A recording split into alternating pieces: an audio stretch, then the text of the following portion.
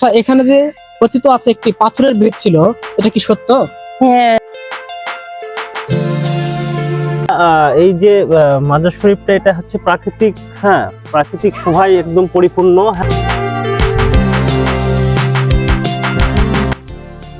বন্ধুরা, জয়পুরহাট জেলার পাঁচবিবি উপজেলার ঐতিহ্যবাহী পাথরঘাটা থেকে শুভেচ্ছা জানাচ্ছি আমি মারুফ হোসাইন।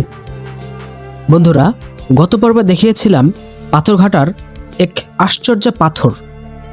আজ দেখাবো এই প্রাচীন নগরীর ধ্বংসাবশেষ এবং এর ইতিহাস সম্পর্কে জানব। এই ঐতিহাসিক নগরী পাথরঘাটা প্রায় সব ধর্মের জন্যই পবিত্র স্থান।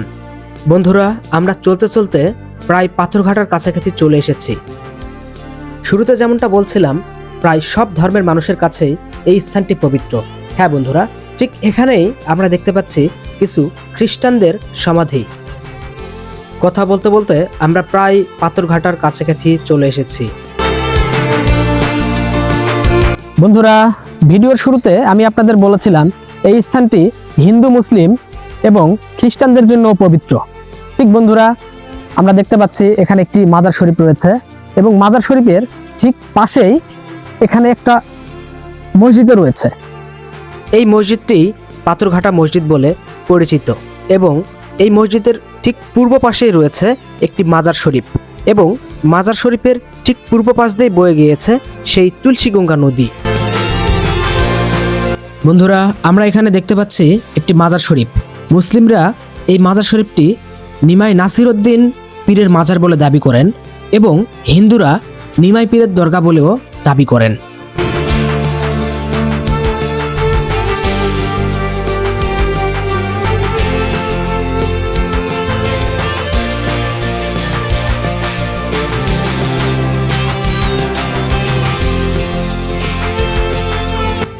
বন্ধুরা, আমার সাথে আমার একজন সহকর্মীও এই ঐতিহ্যবাহী স্থানটি পরিদর্শনে এসেছে।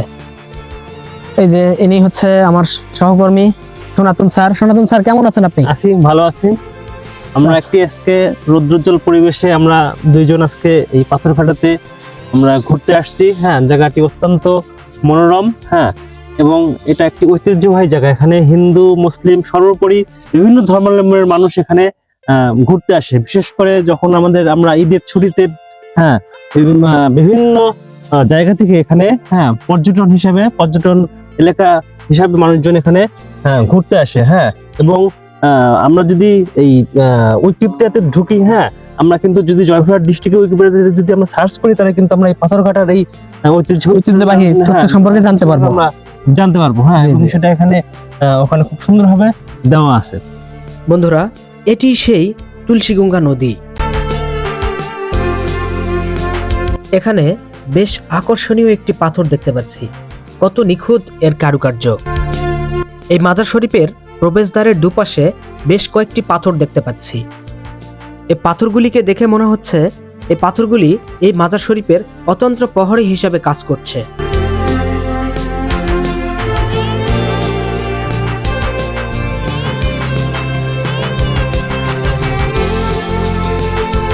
মাজার শরীফ এবং মসজিদটির পাশে বিশাল একটি মাঠ রয়েছে। সাধারণত পাথরঘাটা মেলা এই মাঠেই বসে।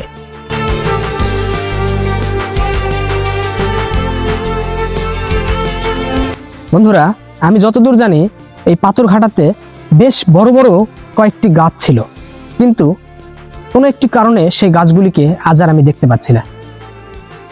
সেগুলোর মধ্যে কয়েকটি গাছ আজও সেই অতীতকালের সাক্ষী হয়ে দাঁড়িয়ে আছে। দেখুন কত বিশাল গাছ।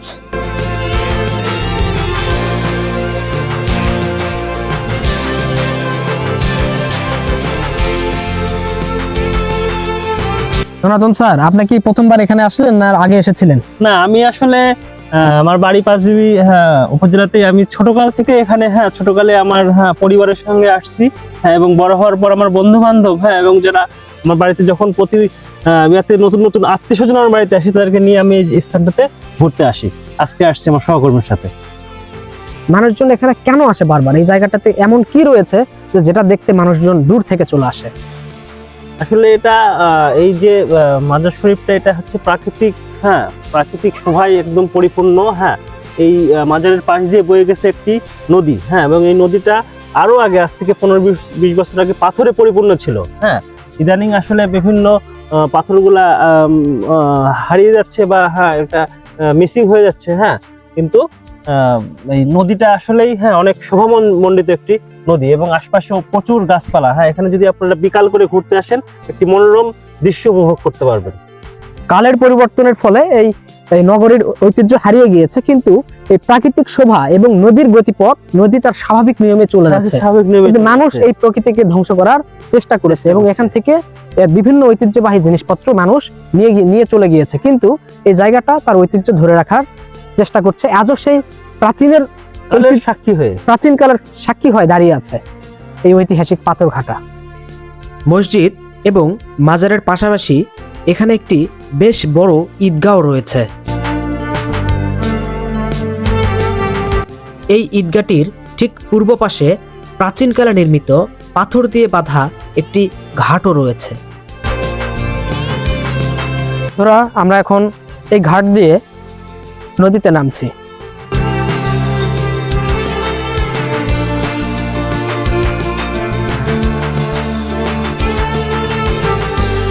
বন্ধুরা, এটি সেই তুলসীগঙ্গা নদী।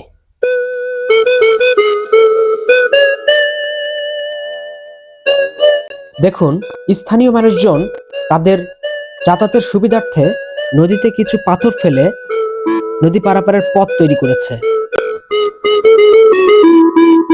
বন্ধুরা, এই স্থানটিতে এত বেশি পাথর রয়েছে, কথিত আছে যে এখানে নাকি একটি পাথরের ব্রিজও ছিল। আচ্ছা, এখানে যে কথিত আছে একটি পাথরের ব্রিজ ছিল, এটা কি সত্য?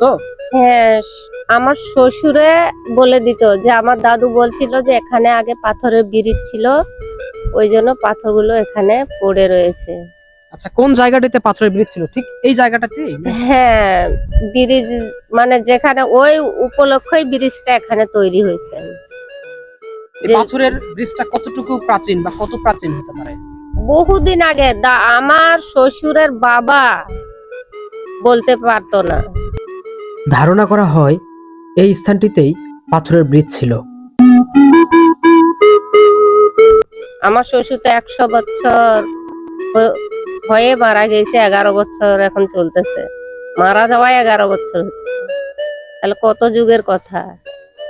বহুদিন। দেখুন বন্ধুরা, কতটা প্রাচীন নগরীতে আমরা এসেছি, যেখানকার ইতিহাস বলতে পারে এরকম মানুষকে খুঁজে পাওয়া বড়ই কঠিন। তারপরে আমার শ্বশুর ওরা ওই ভিনজিটি ফাদার আসলো এখানে খ্রিস্টান থেকে। ওই ভিনজিটি ফাদার একটা বানালো হচ্ছে এরকম সাধারণ ব্রিজ, ওই পাশে লোকজন স্কুল গির্জাতে আসতে পারে না, বানালো। তখন কিছু মানে খালি ছোট ছোট গাড়ি যাইতো, বড় গাড়িকে ফাদার পার হতে দিত না।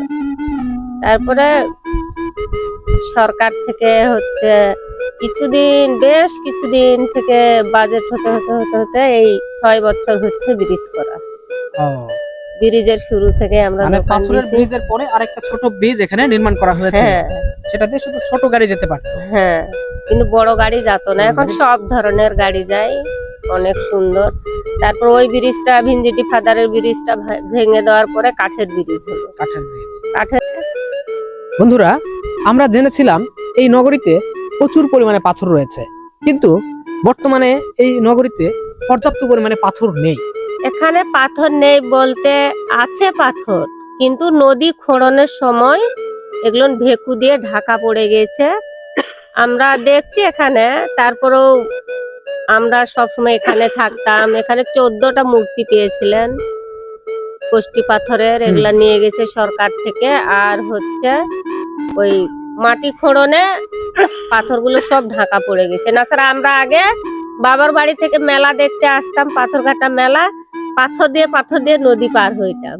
আচ্ছা, পাথরঘাটা মেলাটা কোন সময় হয়, কোন সময়টাতে? চৈত্র মাসে তিথিতে পাথরঘাটা মেলা হয়, আর চৈত্র মাসের পহেলা সোমবারে ওরস হয়। ওরস হয়। আচ্ছা, এই জায়গাটা হিন্দু, মুসলিম এবং খ্রিস্টানদের জন্য, সব ধর্মের জন্য পবিত্র হ্যাঁ, স্থান। হ্যাঁ, কেউ কাউকে বাধা দিতে পারবে না। এটা মানে আমিও বলতে পারবো না যে আপনি মুসলিম হন, আপনি ঢুকলেন কেন। আর মুসলিম ভাইও বলতে পারবে না যে কেন ঢুকতেছেন আমাদের মাজারে। এ ধরনের মানে ইয়ে সব নাই। ধর্মের জন্য। হ্যাঁ, সব ধর্মের জন্য।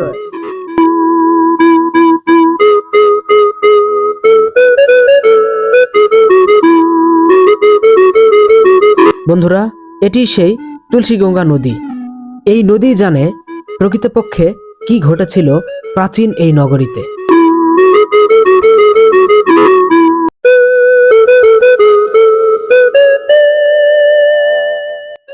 এখানে নদীর পাশে বেশ প্রাচীন একটি মন্দির দেখতে পাচ্ছি। দেখুন বন্ধুরা, আমি এই প্রাচীন নগরীর যেখানে যাচ্ছি সেখানেই শুধু পাথর দেখতে পাচ্ছি। দেখুন প্রতিটি পাথর কতটা আকর্ষণীয়।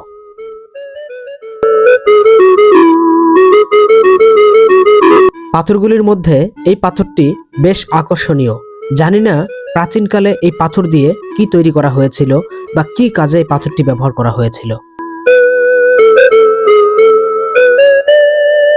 বন্ধুরা, আবারও এরকম নতুন কোনো ঐতিহাসিক জায়গা নিয়ে আপনাদের সাথে দেখা হবে। সে পর্যন্ত সবাই ভালো থাকবেন, সুস্থ থাকবেন। খোদা হাফেজ।